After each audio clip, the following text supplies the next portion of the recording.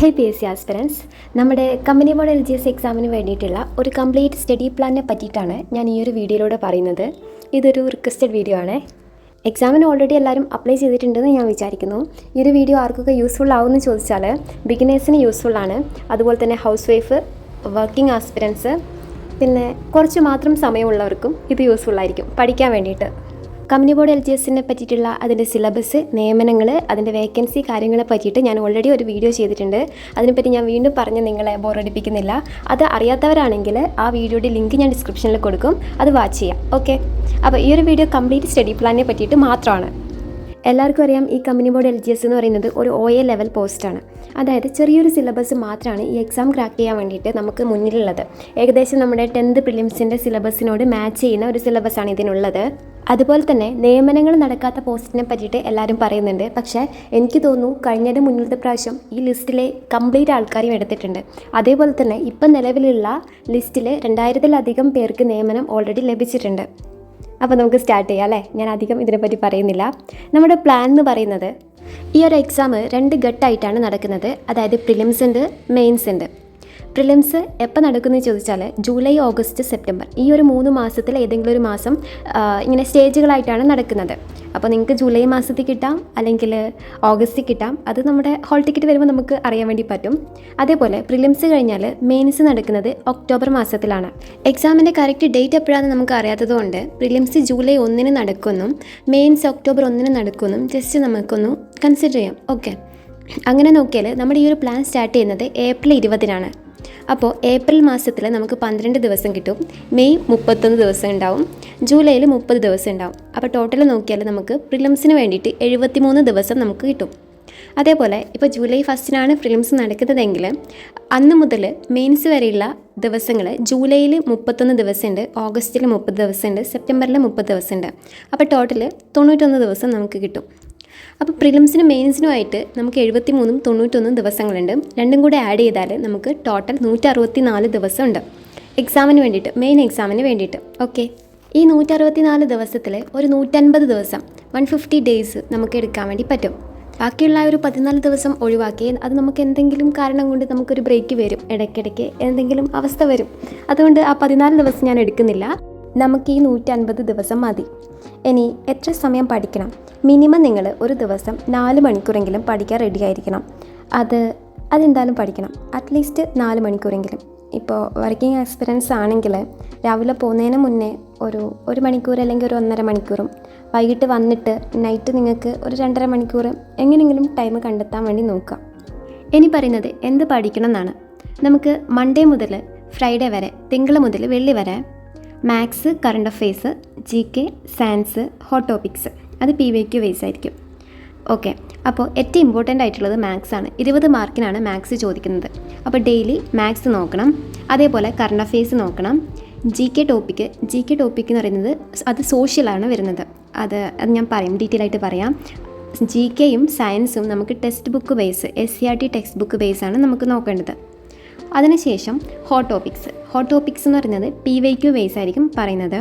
അത് ഇമ്പോർട്ടൻ്റ് ആയിട്ട് റിപ്പീറ്റ് ആയിട്ട് വരുന്ന LGS ലെവലിന് ഇമ്പോർട്ടൻ്റ് ആയിട്ടുള്ള ഹോട്ട് ടോപ്പിക്സ് ആണ് പഠിക്കേണ്ടത്. അതേപോലെ സാറ്റർഡേ സൺഡേ PYQ അല്ലെങ്കിൽ മോഡൽ എക്സാം, അത് വർക്കൗട്ട് ചെയ്യണം. അതിന് റിലേറ്റഡ് ഫാക്ട്സ് പഠിക്കണം. സൺഡേ ഈ ഒരു വീക്ക് പഠിച്ച കംപ്ലീറ്റ് കാര്യങ്ങൾ റിവിഷൻ ചെയ്യണം.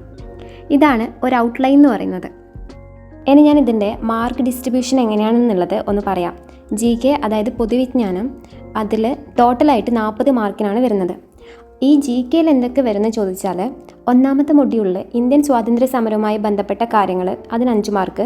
അതിനുശേഷം ഈ സ്വാതന്ത്ര്യാനന്തര ഇന്ത്യ നേരിട്ട പ്രധാന വെല്ലുവിളികൾ, യുദ്ധങ്ങൾ, പഞ്ചവത്സര പദ്ധതികൾ, അതിന് 5 മാർക്ക്.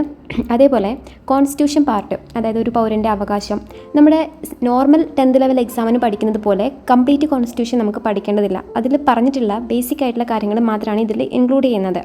അതിൽ 5 മാർക്കാണ്. അതേപോലെ ഇന്ത്യൻ ജോഗ്രഫി 5 മാർക്ക്. കേരള ജോഗ്രഫിക്ക് 10 മാർക്കുണ്ട്.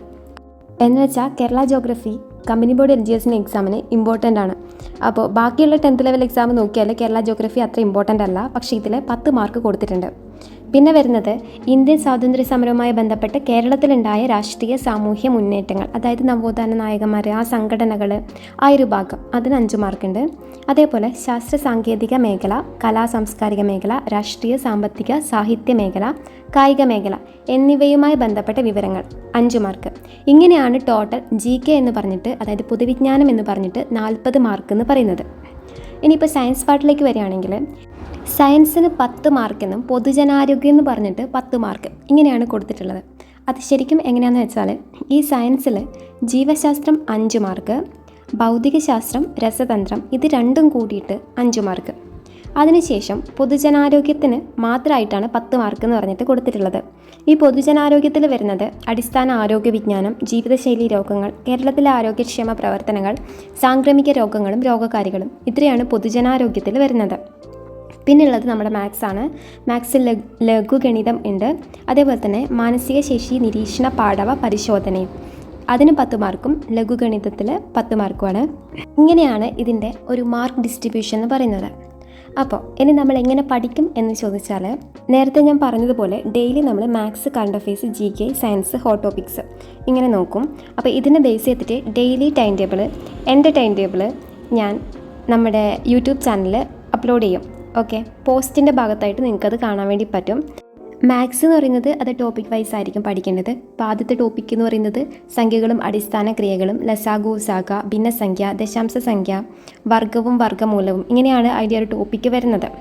അപ്പോൾ അത് ടോപ്പിക്ക് അനുസരിച്ചിട്ട് നമുക്ക് പഠിച്ച് തീരുന്നത് വരെ നമുക്ക് ടൈമുണ്ട്, ഇത്രയും ദിവസമുണ്ട്, അത്രയും ടോപ്പിക്ക് മാത്രമേ മാത്സിൽ പഠിക്കാൻ വേണ്ടിയുള്ളൂ. പിന്നെ കറണ്ട് അഫെയർസ് നമ്മൾ ഡെയിലി നോക്കണം. ഓൾഡ് കറണ്ട് അഫെയർസ് നോക്കണം. അതായത് ഇപ്പോൾ 2026 എക്സാം നടക്കുന്നത് ഒക്ടോബറിലാണ്. അപ്പോൾ 2026 ജനുവരി മുതൽ ഒക്ടോബർ വരെയുള്ള കറണ്ട് അഫെയർസ് നമുക്ക് പക്ക ക്ലിയർ ആയിരിക്കണം. അതേപോലെ തന്നെ 2025 കറണ്ട് അഫെയർസ് നമ്മൾ പഠിക്കണം. പിന്നെ 2024 മുഴുവൻ കറണ്ട് അഫെയർസ് പഠിക്കേണ്ട. അതേസമയം ഈ അവാർഡ്സ്, നോബൽ പ്രൈസ് അതുപോലുള്ള കാര്യങ്ങൾ നമ്മൾ നോക്കി തന്നെ പോകണം. PYQ ഇപ്പോൾ ഡെയിലി നോക്കുന്നവരാണെങ്കിൽ അവർക്ക് മനസ്സിലാവും.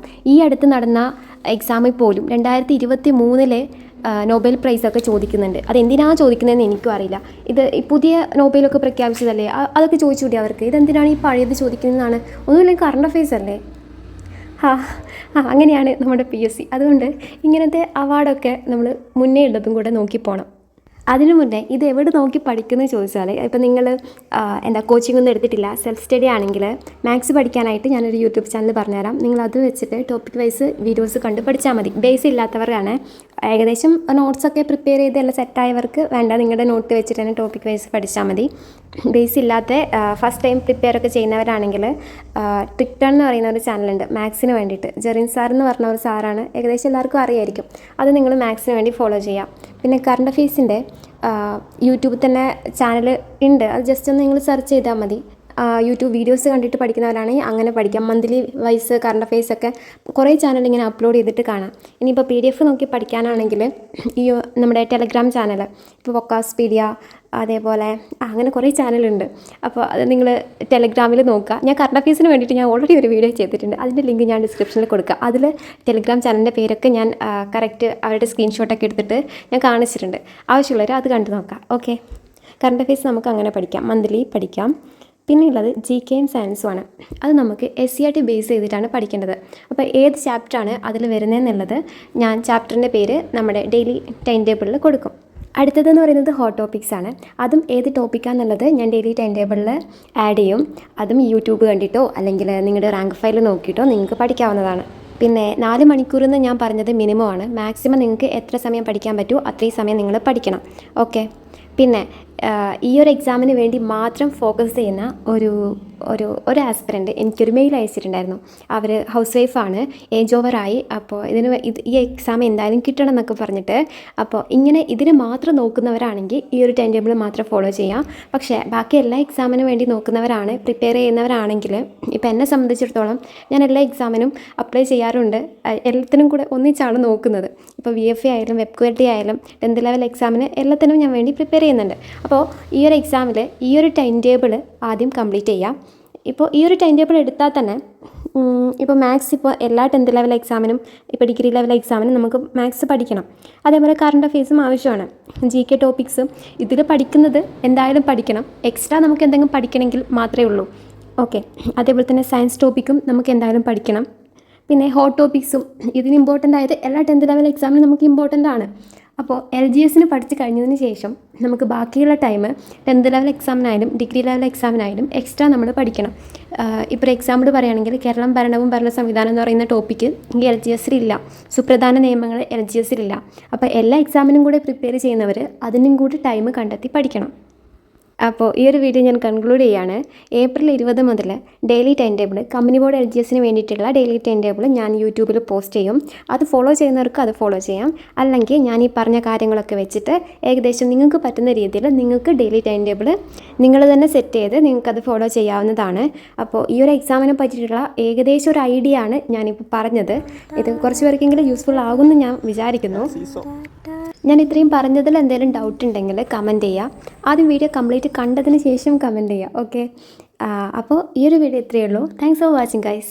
In the midnight glow where the stars align, we lose ourselves in the rhythm divine underneath the sky.